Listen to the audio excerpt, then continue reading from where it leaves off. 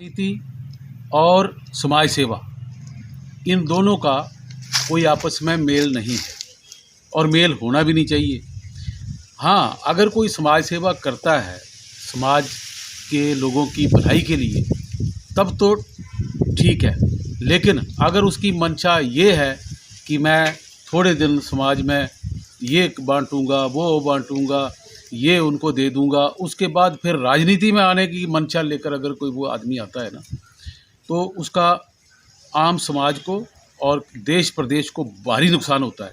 क्योंकि समाज सेवा से आप गद्दी तो मान लिया कि आपको दे दी जनता ने, लेकिन जैसे मैं देख रहा हूँ कि यहाँ पर जैसे मान लिया कोई एक एग्जांपल ले लो, आप जसवां परागपुरी ले लो आप, क्योंकि मैंने आपको पहले भी एक बार शायद किसी मीडिया में दिया था कि भूतो ना भविष्यति, क्योंकि ना पूर्व में कभी हुआ है ना भविष्य में मेरे को लगता है कि हमारे क्षेत्र से कोई परिवहन मंत्री बनेगा, हमारे क्षेत्र से कोई उद्योग मंत्री बनेगा, हमारे क्षेत्र से कोई रोजगार सृजन विभाग का मंत्री बनेगा। अब अगर कोई बड़ा प्रोजेक्ट अगर हमने अपने इलाके में कोई लेना चाहते हैं, क्योंकि आजकल हर आदमी समर्थ है, उसको बच्चों की टेंशन है मेरे हिसाब से। अगर कोई इंसान अगर हमारे एरिया में विकास होगा, और मैं ये इसलिए कह रहा हूँ भूतो न भविष्यति, क्योंकि अगर हमारे फॉर एग्जांपल मैं ये आपको अगर बात कह रहा हूँ, फिर रिपीट कर रहा हूँ, भूतो न भविष्यति का मतलब ये नहीं है। हमारा मकसद ये है कि इस क्षेत्र में रोजगार सृजन, परिवहन, उद्योग, क्योंकि रोजगार का अगर कोई माध्यम बन सकता है तो यही विभाग बन सकते हैं। लेकिन अब अगर हम ये कहें कि मैं समाज सेवा कर रहा हूँ और सड़कें बना रहा हूँ, मैं ये क्योंकि सड़कों से और इससे कोई विकास अब होने वाला, वो तो एक निरंतर प्रक्रिया है, विकास की प्रक्रिया है, ये तो होता रहेगा विकास। और हम कब तक लोगों को पंगु बनाते रहेंगे कि जी मैं आपको ये दे रहा हूँ, आपको मैं ये दे रहा हूँ। क्या हम इतने निठल्ले और गरीब हो गए हैं, इतनी गरीबी छा गई है यार आप मन से, क्योंकि बच्चों की टेंशन सबको है।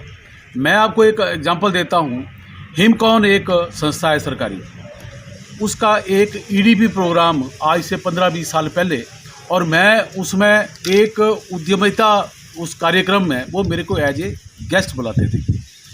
तो अब उसमें क्या था कि रोज़गार जो है वो इसको रोज़गार कैसे रोज़गार का सृजन हो सकता है, क्योंकि जनरल हमारी टेंशन जो है वो यही है कि बच्चों का अब बड़ा प्रोजेक्ट को लेके आना है। आप फॉर एग्जांपल आप कहीं भी चले जाएं, क्योंकि हमारा मकसद क्या हो रहा है आजकल, हम आते हैं राजनीति में, हम समाज सेवा में आते हैं। समाज सेवा में इसलिए आते हैं कि हमने कोई मंजिल हासिल करनी है।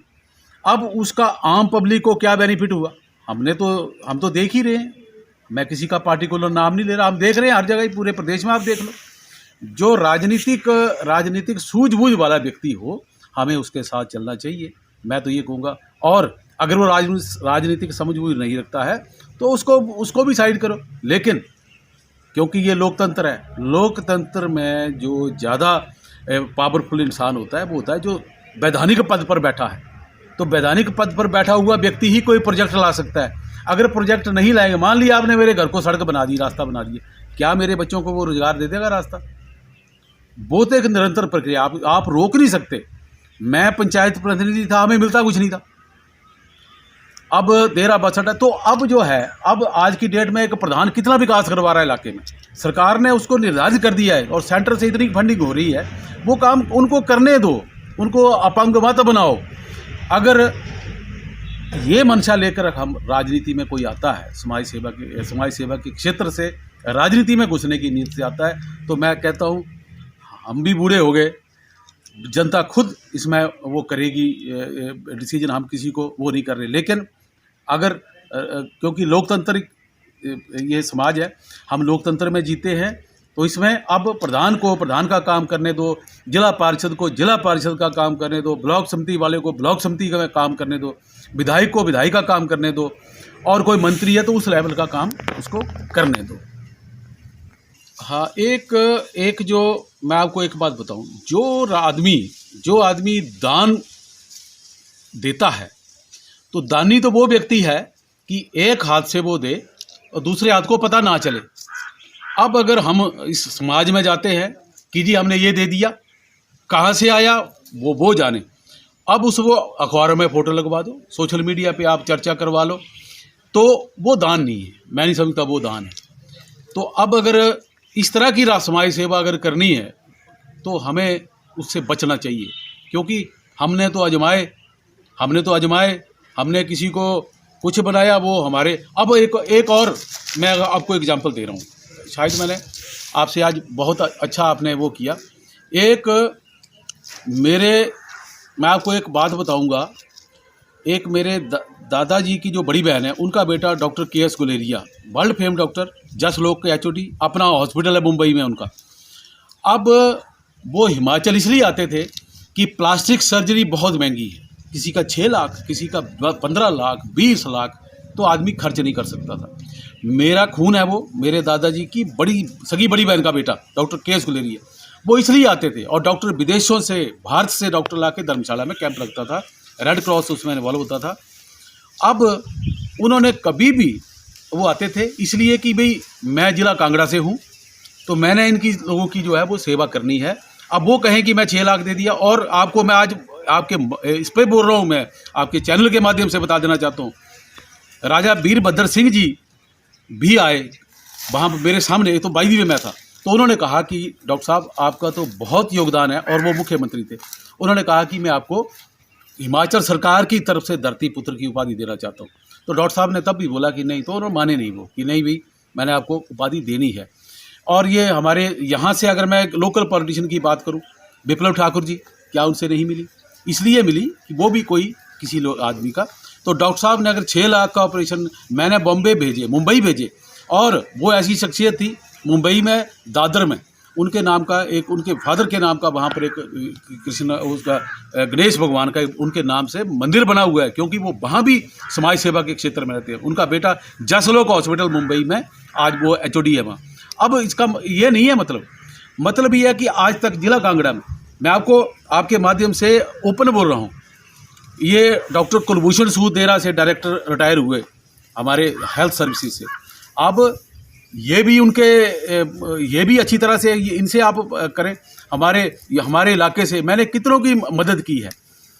यहाँ एक और एग्जांपल दूं, क्योंकि मैं सीधी सादी बात कर रहा हूँ। देरा PWD डिपार्टमेंट में एक JE है मदन, अभी मौके पे, तो वो एक बार बेचारा, क्योंकि वहाँ वेटिंग होती थी, तो वो वहाँ गए, तो उन्होंने वहाँ जाके डॉक्टर साहब को उन्होंने बोला जी आपकी वो नहीं है, तो बोले जी कि मैं बबलू के, उन्होंने मेरे को बोला था, तो बोले अच्छा। उन्होंने तुरंत उसके भाई का वहाँ उपचार किया, लेकिन वो कहे कि वो तो अभी मेरे से जब भी देरा में बैठते, कभी भी उन्होंने एक हाथ से दिया दूसरे से। और उनकी जो मिसेज थी धर्मशाला में, जब पंजाब हिमाचल इकट्ठा था, पंचम चंद कटोच, उनकी बेटी शिवा जालसो डॉक्टर एनेस्थीसिया, तो वो उनके साथ में मददगार होती थी, लेकिन उन्होंने कभी किसी को जताया नहीं। अब तो आए कि छोटा सा आदमी उठता है, वो अपने आप को जी ये कर दिया। यार आप समाज सेवा करिए, उसका पता नहीं चलना चाहिए। अगर आप कपटी हैं, फिर आपके दिमाग में कोई कपट है, या तो आप समाज सेवा में रहो और इलाके में। तो ये है मैं आपके माध्यम से बताना चाहूँगा कि आज भी ना भूतो ना भविष्यति। अब विक्रम ठाकुर है और हमारा अनुराग ठाकुर है, केंद्र में मंत्री है, बड़े स्तर का लीडर है। हमें इनको भी चाहिए, दोनों को, कि हमारा, क्योंकि विक्रम ठाकुर जी को भी मैं कहना चाहूँगा, ना भूतो ना भविष्यति, क्या पता। तो आप अपने लोगों की सेवा करिए, और आपके पास एक मंच है। समाज सेवी के पास क्या होता है कि खाली लॉलीपॉप ही है मेरे हिसाब से। उसके बाद ये कभी किसी की क्या समाज सेवा, कोई इतना भूखा नंगा है नहीं, सरकार दे रही है यार, क्यों आप लिपटे हुए हो?